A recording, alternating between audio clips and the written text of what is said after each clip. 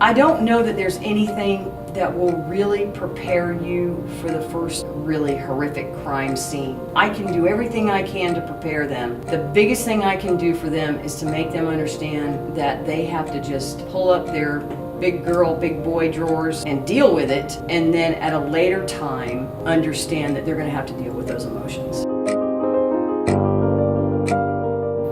Hello, welcome to the Teacher Persona series. My name is Randy Howard, I'm your host, and today we're welcoming Elisa Martin, who is also another faculty member here at Kaiser University. Elisa, welcome to the show. Hi. How are you today? I'm good, how are you? Doing very well.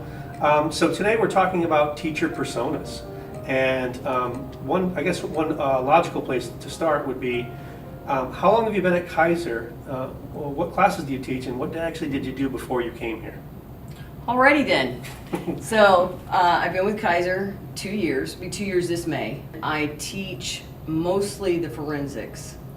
I do teach some CJ classes, but most of my teaching is crime scene technology classes, forensics.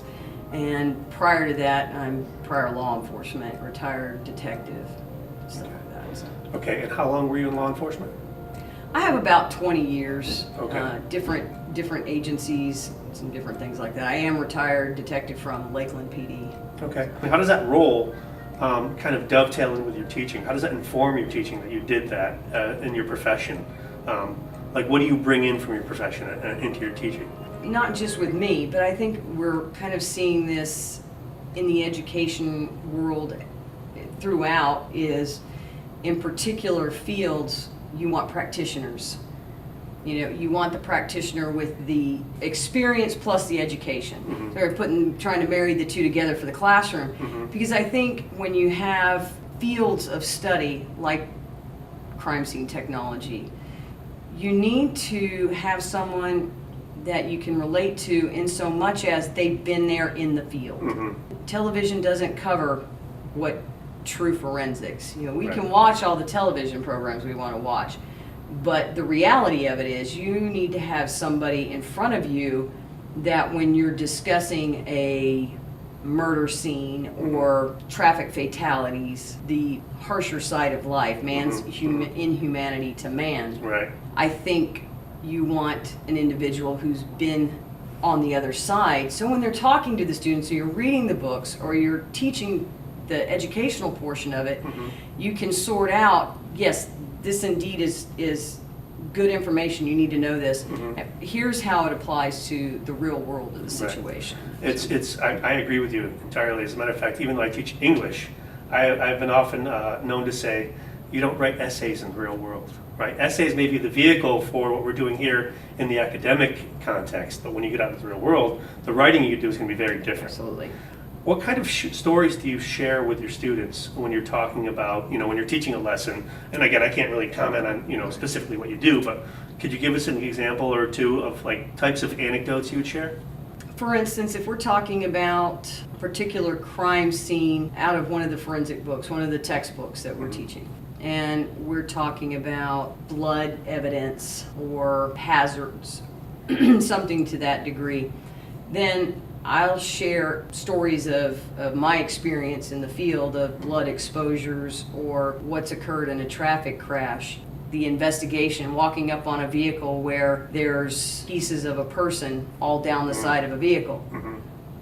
You can't get that out of a book. Right. You can read it, but until you have that person standing there going, yes, I remember at 1 o'clock in the morning I get a call to a suspicious incident, and I find the vehicle and there's clearly human body parts on this vehicle, pieces. You can't get that out of a book. It doesn't have the same impact. So I share a lot of things. I will tell you that a lot of the stories that I do share, because it is because of what we're talking about as far as core curriculum. It's not something that I discuss with everybody. Right. I expose my students to what the reality of the business is, and I don't share those stories outside the four walls, and I tell them, I said, these aren't stories that you just go out, talking, because I'm trying to develop you as a professional, and you're going to see things that are the rest of the world doesn't want to hear about you seeing, or to hear the realities of it. Right. It's interesting. I mean, I'm hearing you talk about practical experiences that you had, right? And so it's Yes. easy for me to see you as or to think about you as a persona in that profession, right? But then also students who are now basically, they're just absorbing information and kind of learning the ins and outs of your profession, but they also have to develop a persona, think about who they want to be. How would you describe your persona as pre-teaching, like as a crime scene investigator? What one word would you use to describe yourself? And how does that translate, or could you use one word? Or how does it translate into teaching? I don't know that I could use one word. Okay. And I will tell you, what you see is what you get Okay. with me. Okay. This personality. Authenticity then. Yeah, Authenticity. it's Honesty. from the time I was little. I can't even blame it on the military or Okay. law enforcement. Okay. I kind of had this personality. Okay. I just selected career fields that were okay for me to be this way. Okay. You know, loud and all the other fun stuff that goes with it. But I try to get the students to understand there's a personality type that you find in the law enforcement world. Sure. Most of them are type A personalities, just meaning that you're a little more aggressive, you're more forward, because you have to be, because you're in people's business. You have to have the ability to ask people the hard questions.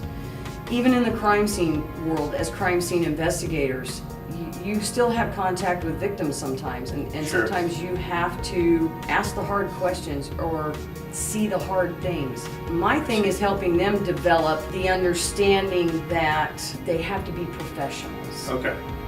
and that their emotions, when you get the dead baby call, when you get the child that's, been brutally raped and murdered and they're 3, and you have to photograph that and you have to process that scene and you have to make sure everything is done right. One of the things I constantly, over and over again in the classrooms, I talk about, your emotions cannot affect you on that crime scene. Right. You must be a professional. And then we talk about, when you go home, you got to get in the shower and cry. If that's what you have to do, then do that. Wow. But you must understand and develop the thought, I can't allow that emotion to get to me because I have a victim and I have a bad guy. Right. How I feel about the whole thing doesn't play into it. So And it's difficult. I mean, and that's one reason I do it all the time. right. So I mean, and I can see that authenticity and honesty and transparency have served you well, right? And Yes. I could see how they would serve your students well as well, because you're talking about difficult subject matter. There's really no way to kind of tiptoe around some There's of these not. things, right? That's right. But also, I'm hearing you talk about, when you get that call or when you have to make a call, well, you have to be empathetic. Well, and sometimes, you got to find the answer to something. So you have to show perseverance. You have to find the answer to this thing. So this Yes. kind of dogged pursuit of the truth, or whether wherever the evidence leads, right? Yes. But we're really talking about the job, right? And how you present it, right? How Yeah, but you- I think that's all part of it, though. Yeah. I think that you're talking about persona. I think that's yeah. especially in this area. It either is or it isn't. It's Right. who you are or it's not who you are. If it's so difficult, right? If it's so challenging, and it can be gruesome, and it can be mentally taxing, right? What are the rewards? I mean, obviously you want to be compensated, but I mean, Oh, compensation. If compensation is your goal in this, go get your accounting degree.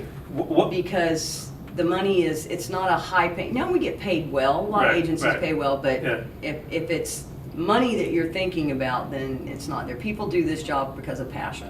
Passion for what specifically? Passion for justice. Because I present my students with the question, is it worse for an innocent man to go to jail or a bad guy to go free? Or a guilty man or woman to go free? And they look at me, and you can see the wheels turning, and their thoughts are like, well, it's equally as bad. And I'm like, is it really? Is it really that it's equally as bad? Because that bad guy's probably going to do something again, and we're going to get another shot at him. But if we put an innocent individual in prison, we've taken something from them that they're never going to get back. Right.